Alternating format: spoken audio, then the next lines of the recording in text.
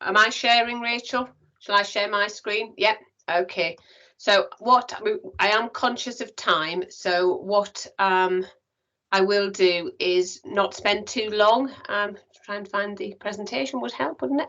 Not spend too long on each of the slides, but get through it and then leave some time for questions at the end. So, oops, sorry, I started halfway through because I haven't put it on the presentation. So just very quickly, it is quite important to know that this plan is a statutory plan, but it is part of a whole suite of documents that the CA produces, linked to the Greater Manchester Strategy. But sorry, Anne, just to interrupt, can you just share the slideshow at the bottom? Is quite small on the text. The what, sorry? You know, where you share the PowerPoint at the bottom. Share the PowerPoint at the bottom. Do you want to do it? Yes, I'll do it. It's all right. I've just rejigged mine, so let me. Sorry, it was just quite small on the screen. I don't know if just hang on, I'll see. I should be able to get it here. Just hang on.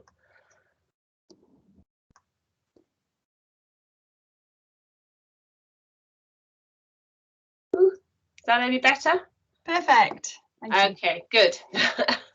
So it is part of a wider set of strategies that we have around housing, around jobs through the local industrial strategy, through our infrastructure framework, through our 5-year environment plan, the clean air plan. So it needs to be seen as part of, not just as a standalone document.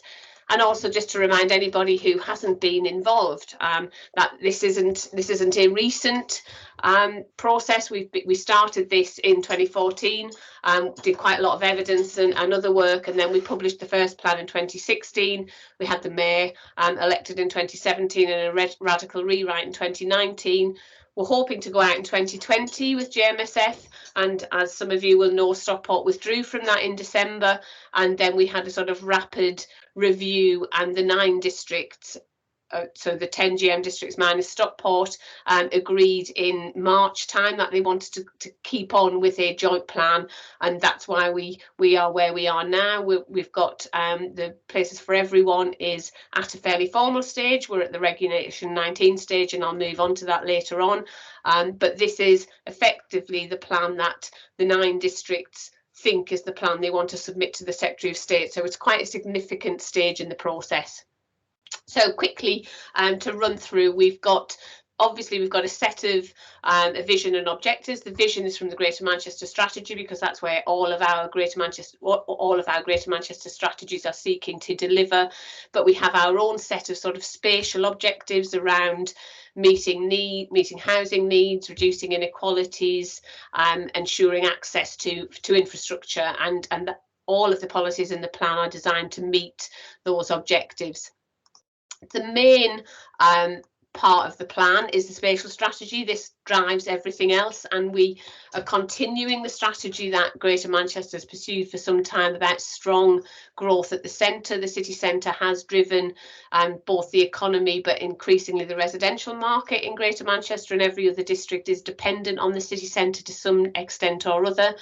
But as part of the strategy, we are looking almost our own levelling up agenda, or addressing our own north-south divide, because we have seen significantly less prosperity and growth in the north of the conurbation than we have in the centre and the south. So part of this strategy is to try to bring opportunities to our residents in the north, and to bring a much more varied mix of employment and housing opportunities supported by good quality infrastructure to the north. A big part of the strategy is a focus on town centres, and we know that following COVID, probably town centres are one of the most threatened, because of not the collapse, but because of the acceleration of the trend towards online retail. And we are seeing town centres as being a really significant part of our answer to housing, that actually we should have more housing in our town centres, because they're very well connected locations. They've got good public transport already, and public transport and our rapid transit routes are a really significant part of the strategy. We are also, as part of the strategy, seeking to really give more protection to our strategic green infrastructure. So that's not just all green space. What this is trying to look at are those areas that really provide proper multifunctional benefits to residents and to Greater Manchester as a place. And 60% of the strategic green infrastructure is already within the green belt, so it does already have a very high level of protection, but 40% of it is in our urban areas, and that is much more vulnerable. So we are looking to try to give that an enhanced level of protection. Then just really quickly, I will rattle through. We have got a duty to deliver sustainable development. So the plan has lots of policies around supporting the use of previously developed land. We are looking for all development to be net zero carbon by 2028 to help meet the GM target of carbon neutrality by 2038. We are promoting and supporting retrofitting of buildings. It's harder to do that through a plan, but we're working with our housing colleagues on that, but also we'll be requiring new development to provide sufficient charging points, for example, for electric vehicles to make them fit for the future. So there's a raft of policies around how to make our places more sustainable and also more resilient. So we are committed, obviously, to not providing new development in areas that are prone to flooding, particularly clearly not in flood zone 3, but in other areas that have been subject to surface water flooding. And there is a real push, although it's quite difficult to deliver on delivering sustainable urban drainage solutions. And clearly this plan links to the clean air plan and the need to actually improve the quality of our environment and air for all residents. There is a focus on supporting that inclusive growth at the core of the conurbation, but one of our key characteristics is the diversity of our economy. We want to maintain that.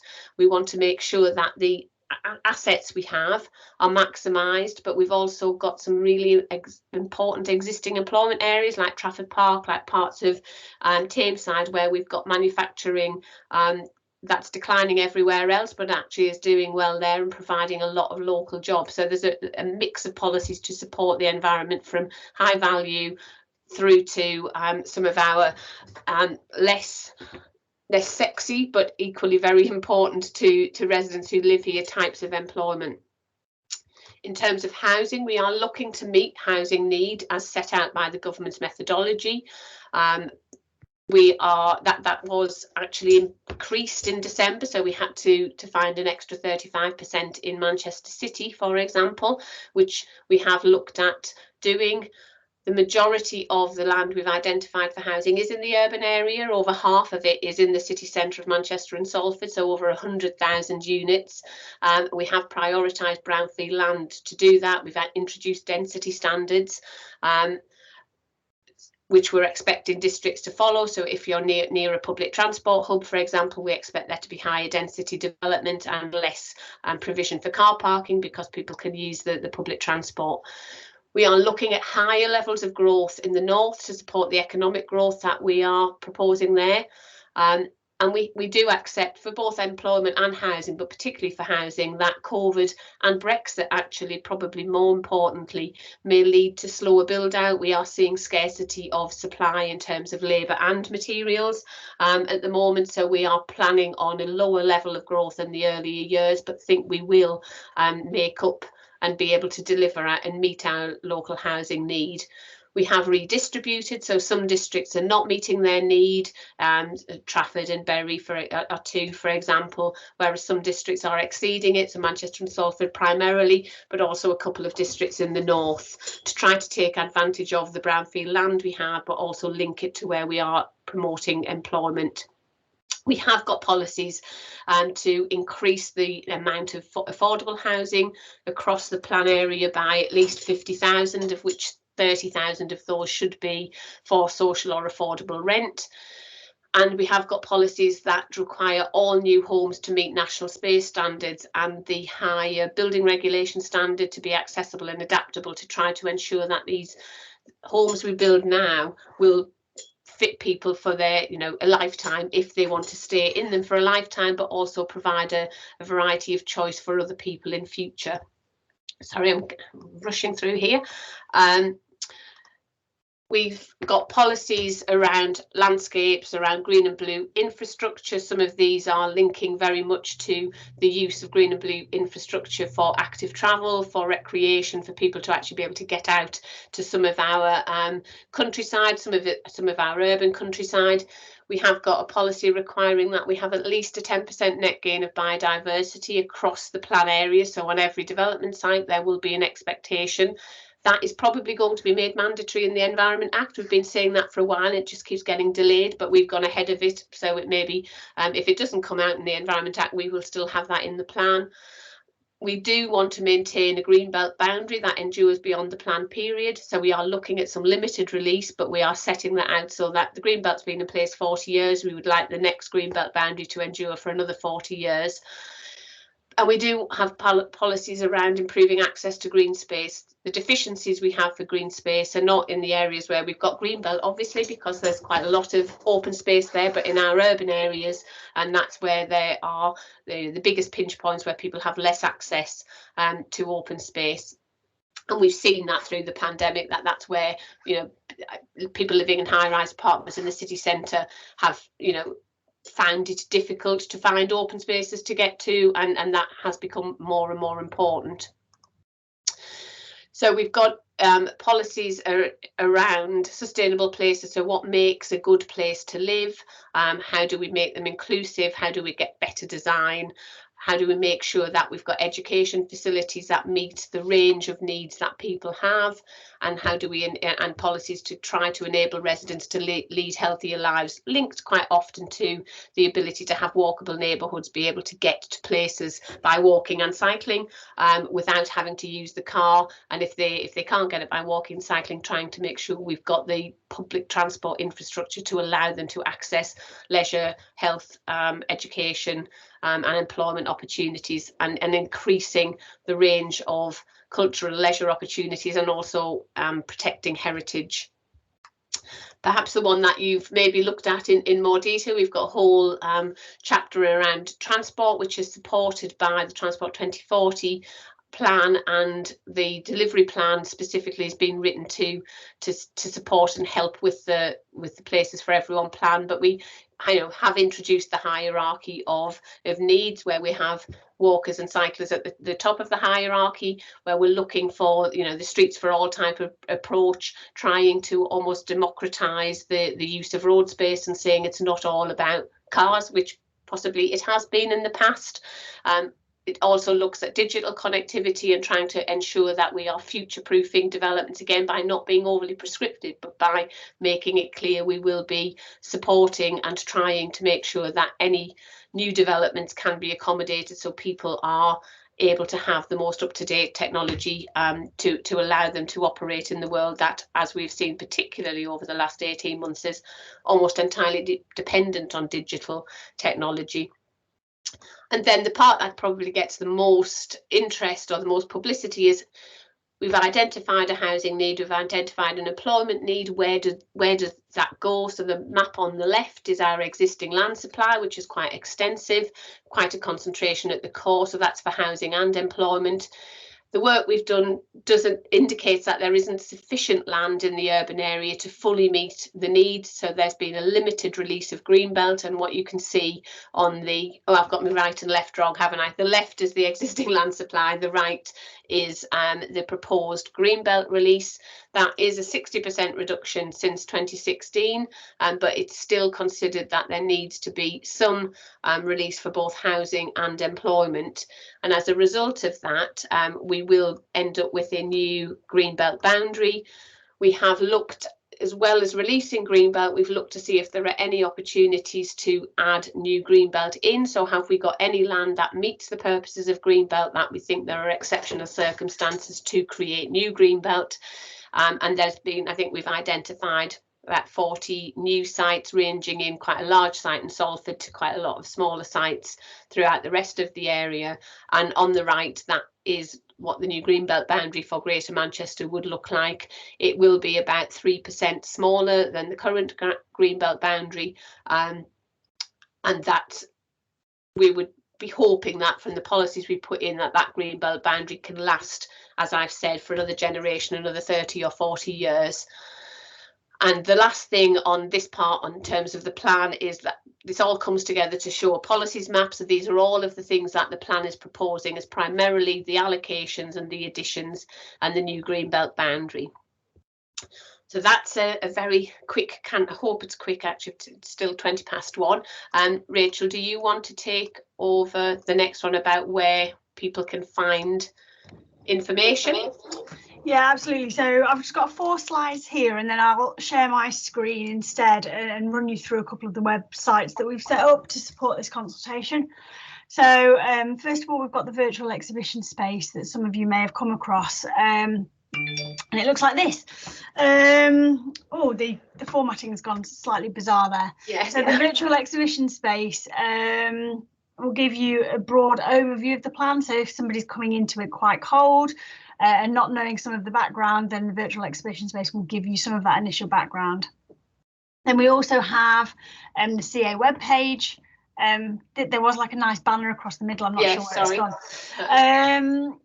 So the website, which I'll go through it and basically just pinpoint some of the key pages where you can find information such as FAQs, the different documents that are available. I'm conscious that Anne has touched on a lot of policy areas there, which, you know, this is a massive plan with a load of documents and a load of evidence papers that support it, and they're all on the website. And so we've created a couple of documents to help people navigate their way through those documents so that you know what you're looking for, where you're looking for it, because if you don't know it exists, you don't know it exists, do you? So I'll go through some of that in a second as well. And then finally, the final the consultation in terms of how you make a response is through GM Consult, which is our corporate Greater Manchester wide consultation platform. For a bit of context, last year we had over 74,000 unique people going on to GM Consult to access different consultations that we run across, you know, police and crime, planning and housing, fire and rescue service, a whole range of different policy areas that GMCA works with. So the consultation for Places for Everyone is on GM Consult. So if I share my screen now.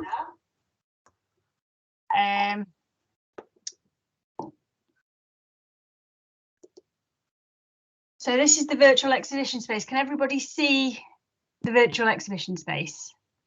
I'm looking at Anne's is the only face in my corner, so Anne's nodding. I can. So I'll try not to spin around this too fast because it'll give you seasickness. So I will also put in the chat shortly all of these links to the different websites so you can get more information. So when you go into this virtual exhibition space, we have a table in front, which first of all gives you access to the plan. So if you want to go straight to the detail of the plan, that's the link. We also have further information where you can access all of the plethora of policy papers or background documents that Anne's talked about.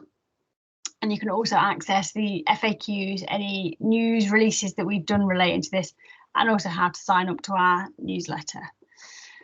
Then if we go around the virtual exhibition space, there is details about why we're doing what we're doing, this stage of the consultation, what each chapter within the main plan looks like. So when, you know, the main plan is about 400 odd pages long, and we've tried to summarize it into a smaller kind of, this is, if you read this chapter, this is the kind of stuff it'll cover. So for each of these boards, you can click on it and it will show it you in a big screen like this. And then all of these headers are hyperlinked through to the document itself. So if you look at this and you particularly want to see about connected places, which is all around transport and infrastructure, then you click on that and it will take you directly to that part of the plan. Equally, if somebody was looking at this and actually only wanted to know about what was going on in a particular district, you can click on here and it would have a list of all of the districts involved in the plan. So for example, if I wanted to know what was going on in Rochdale, I could click on there. It would show me a map of Rochdale when it loads, with all of the proposed allocations, and it would also be hyperlinked the word Rochdale through to all of the documents relating to just Rochdale. And the same goes for all of the other districts. Equally, A massive part of this plan is around transport. So there's evidence there around transport, and again, linking through to the documents that relate to transport, and also the different maps relating to the delivery plan for transport up to 2040. Also, we have all of the maps. So first of all, we have the policy maps, which covers all of the allocations in the Greenbelt editions, but also we have a link here to Mapping GM, which some of you may have used previously. And so Mapping GM is a separate site, but it's been embedded within this virtual exhibition space where you can go on and you can add certain filters depending on if you want to know where the existing Greenbelt is, for example, within Greater Manchester, or you want to know where the allocations that are within this plan, it will show up. You can add multiple things at the same time as well. So this is just quite nice to have a bit of a play around really and see what's being proposed, and it's a visual way of doing it. Back to the virtual exhibition space, we have videos relating to this consultation. So we have the press conference that Andy Burnham and Paul Dennett did last month, and we did a stakeholder briefing session on Monday, which will also be loaded on to there later this week, and then the click through to the website. So hopefully this gives people a flavour of what, you know, is a very broad overview of what this massive plan looks like. If you want to go for more detail, then there is our CA website, which again, I'll put the link to in the chat shortly. And just for the purpose of today, I'll just focus on two of the boxes that we've got here. So first of all, the plan itself is pretty self-explanatory, and the previous consultation and the archived information is, so that's any of the documents relating to the 2016, 2019, and then the 2020 consultation that didn't happen is all within there, so you can access all of that information. But in terms of right now, I will just quickly go to the how to make a response page, and within here we've given you a whole load of different tools to be able to support a response. So we've got frequently asked questions, which I'll just open in this other tab here, which we're adding to, where you can go through, see the questions, click on it, and it will take you to that particular question, whichever it is that you want to find out about. We also have here things like glossary of terms, etc., because, you know, there's a lot of technical language here that you might not have come across previously. And there's also information about how to make an effective representation, which Anne will cover in a little bit more detail shortly. But something that we do have within here is a documents list. So if I just open that quickly, here we have basically a list of every document relating to this plan and where you can find it and what the index number is. So it's quite an extensive list, but it will tell you how big they are, so you get an idea of how long it might take you to download or whatever. So this is just a list, and this came really because we had the request through that people don't really know what information relates to this plan unless you know, and so this is kind of trying to help people navigate their way through quite a meaty topic. So if I go to the support, or I've opened it in a separate thing.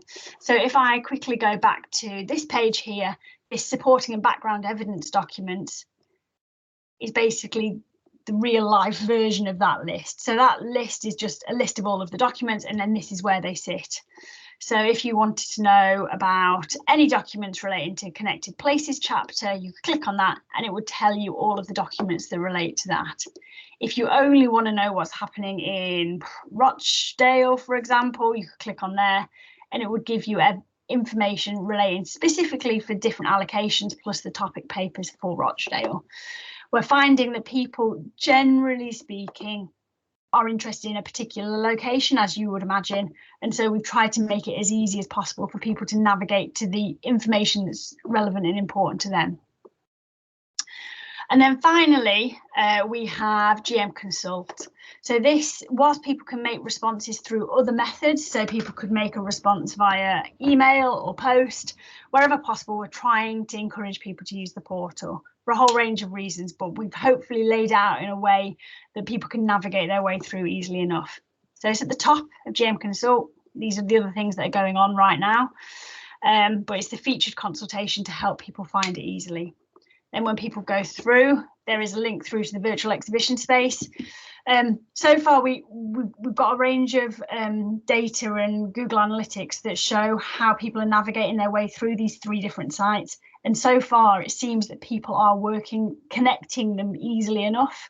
So people come to this site from the website or the virtual exhibition space, and the same goes for the other, which shows that people are moving between the information in a way that we kind of want them to.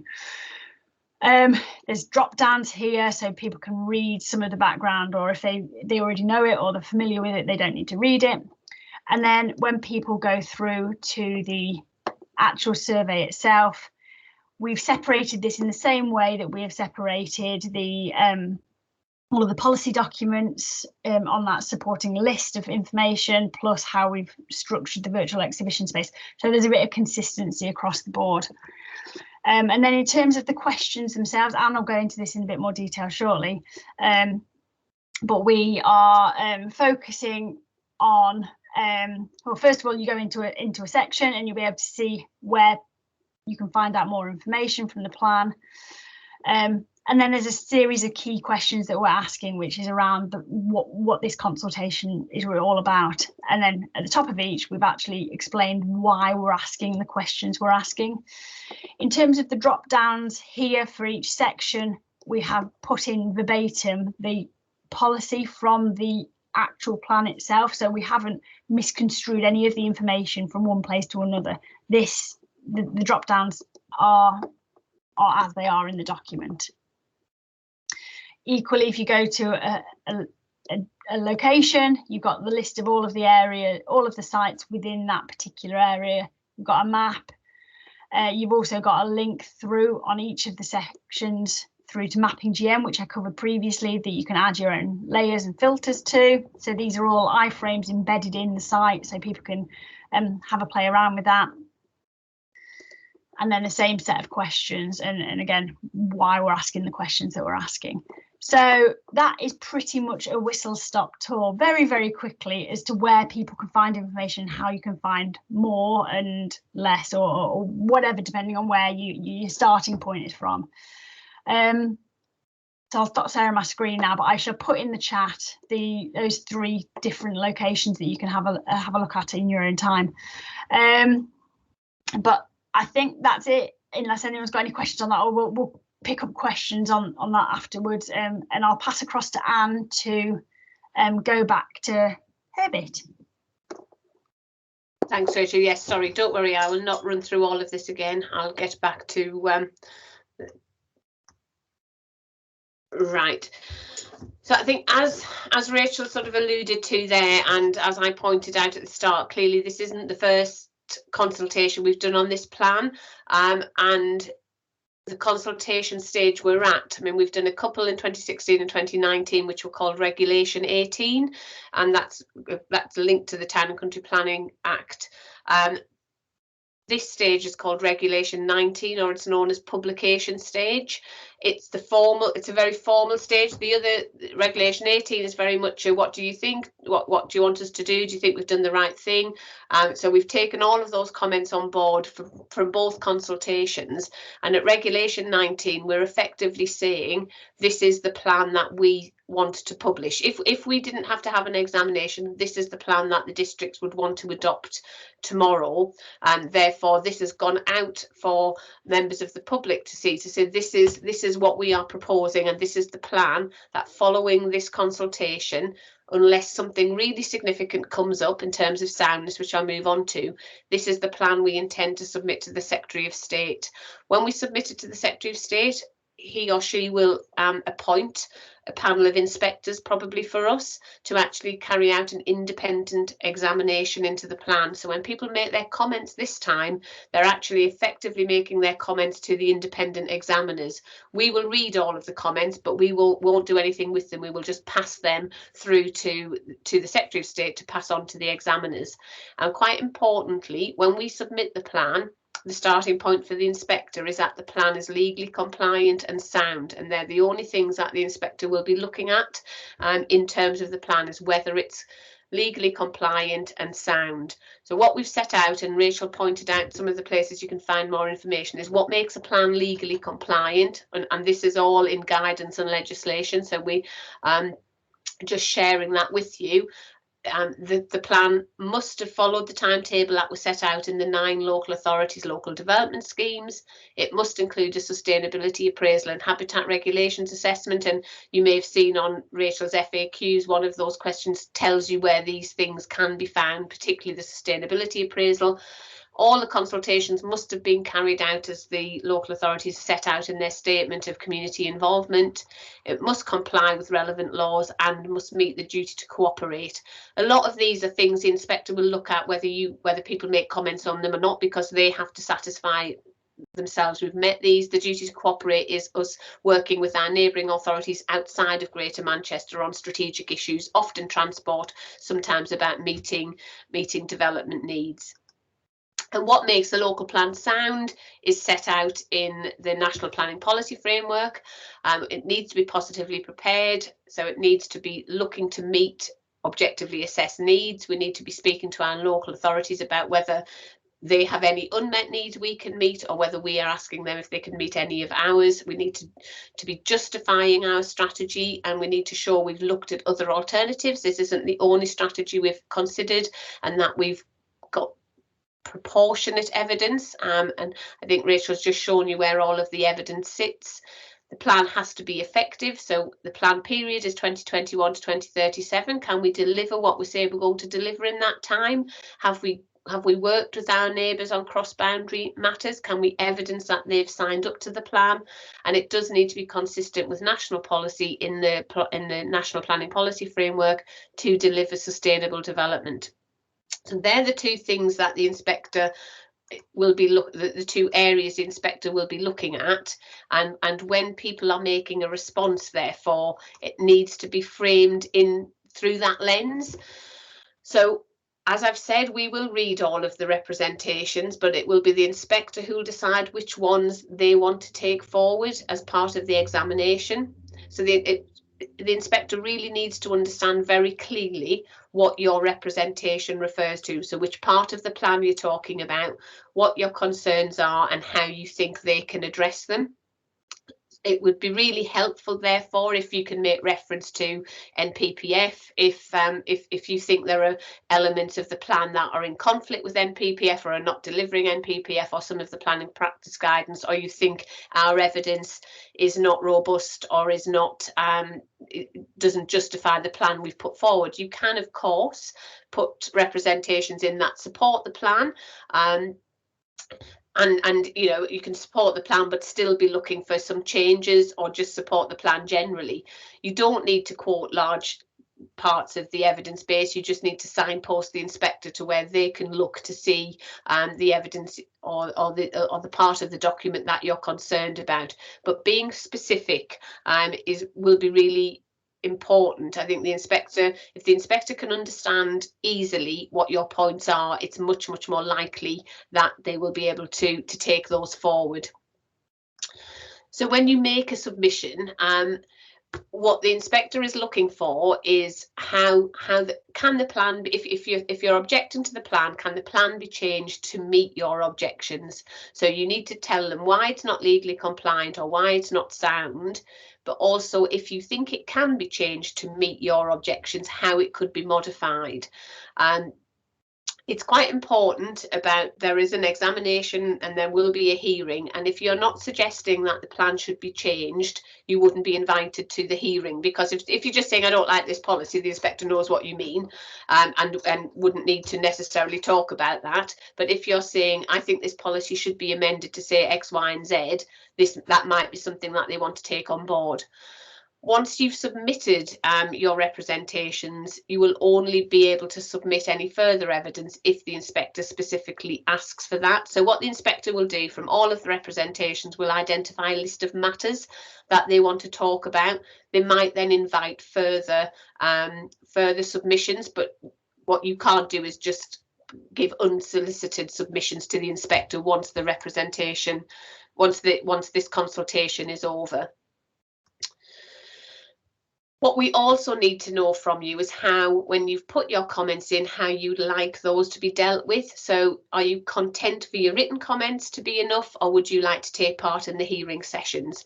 As I said, it's only people who are seeking a change to the plan who have the right to be heard. So if somebody just really likes the plan and says, I support it, they wouldn't be invited to a hearing session because there is nothing in their representation that they're suggesting needs to change in the plan. It is really important to stress, and I know that some people, feel nervous that this is the case, but written and oral comments carry the same weight. So the hearings are a visible part of the examination process, but the inspector's done an awful lot of work before the hearings in reading everything. And if you think that what you've said is enough, and you don't need to appear, your comments will be given the same weight as if you appeared at the hearing. The other thing we need when you're putting a representation in is for you to let us know is once this consultation is over, do you want to be kept involved when it's submitted, when the plan's submitted for examination, when the inspector's report is published, and when the local plan's adopted. And this links through to how we manage your data. We can only keep your data for the specific activity. So at the moment, if you comment on this consultation, we can use your data in relation to this consultation. But if you want to be, we can't assume you want to be kept informed and keep you on our database for the next part of the consultation unless you specifically tell us that. So we have published a privacy notice which you should read. It's on the website, it's in a variety of places. At this stage of the consultation, we cannot accept anonymous responses. Or if we can accept them, but we will not pass them on to the inspector because we need a name and contact detail for every respondent. Names will be published on the website. Contact details will not be published, but they will be held by us and they will be passed to the programme officer, who's the conduit between the local authorities and the inspectors. So if you put an anonymous response in, it will not get passed on to the inspector and wouldn't be part of any examination. And equally, if you're part of a group who want to put in a joint response where lots of people sign it, you need to make it clear to all of those people about how their data will be managed. You need to signpost them to the privacy notice, and you need to demonstrate to us when you submit that response that everybody who has signed accepts and is giving us permission to publish their data. If you don't do that, we will only be able to publish the name of the person who's submitting the response. Because obviously names and addresses are personal data, and we do need to have the consent of the actual person to publish their data.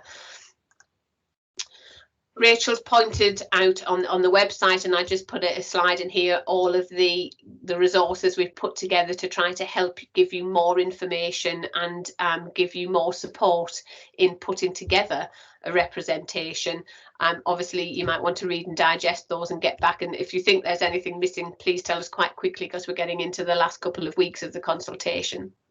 And then finally, from me, you'll be relieved to hear, once the consultation is over, we will look at all of the responses. We will send all of the valid responses to the Secretary of State, who will appoint the inspectors to carry out the examination.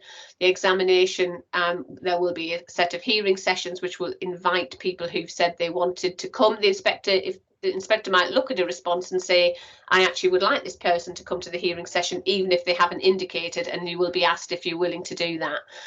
After the examination, the inspector will write a very long report, I suspect, in this case, making recommendations. It is likely that throughout it we might have had to do a little bit more consultation on modifications to the plan. But once we get to the point with the inspector writing a report and we've considered the recommendations, if the plan is found sound, then the 9 authorities will adopt it, and that will go back around all 9 full councils to adopt the plan. That sounds very streamlined. I suspect that is perhaps a longer process than 8 slides might suggest, or 8 boxes on a slide might suggest. So that's it from me, and I'll turn my screen off so that have I had my screen on? Maybe I haven't. I can see my screen. Right, oh good. I suddenly thought I didn't have my screen on at all. Can I say thank you very much indeed for that. That was I mean, a whistle-stop tour of the actual issues in the document, which was, I think, was helpful, extremely helpful in terms of setting the background. But I'm particularly grateful for you stressing how people can effectively engage with this particular phase of the consultation. So thank you very much indeed for that. We're now at the stage where any questions on any of that from colleagues. I've got a list of the participants up on my screen, so if you want to hit the raise hand button, I'll be able to see who wants to ask a question, and we can take it from there. So are there any of the colleagues want to ask a question?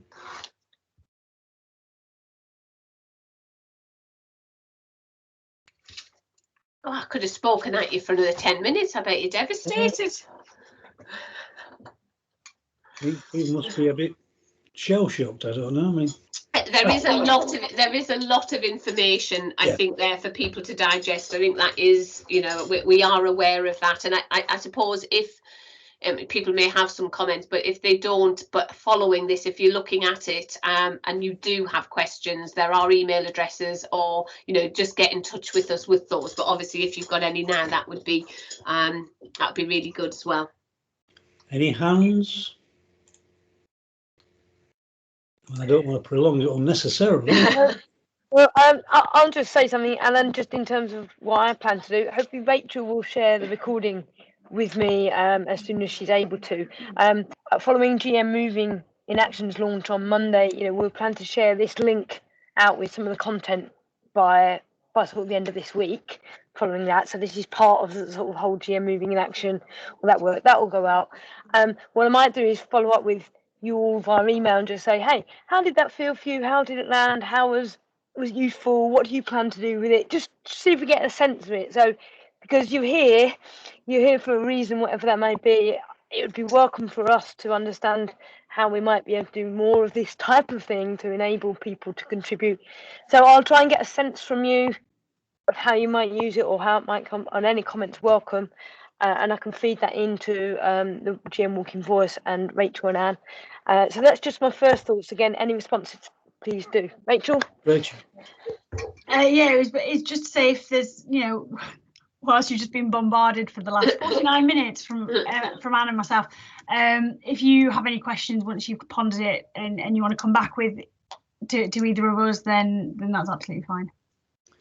Thank you very much. We will answer those questions. I mean, thank you for that, Rich. Louise, I think that would be helpful just to give people just to check with colleagues on this, and I very much welcome grateful for the offer, Rachel, of following up any particular points that people have had once they've had their lunch and so I don't want to prolong it, but just I want to reiterate just a real thank you to Rachel and Anne for taking us through that, which I thought was a very, very clear and helpful way, and particularly for stressing how people might want to get involved in the remainder of that, and then, you know, the signpost to the future in terms of what likely to happen over the next 12 months or so. Thank everybody for participating, and hope you have a pleasant rest of the day. Yeah, and just note that Danny's comment, thank you. Danny, you'll take it into your local networks, and I appreciate on for sort of our GM Walking sort of and GM Moving sort of networks. Appreciate the slant you gave to it, Anne and Rachel, around, you know, the walking, the cycling, the connection to the agendas that we're working in. So I appreciate that on behalf of sort of people who are perhaps not close to planning as some of the other networks. So that's great. Thanks. So thank you very much. And wish you all a pleasant rest of the day. Thank you very much. Thank you. Bye. Bye. Bye.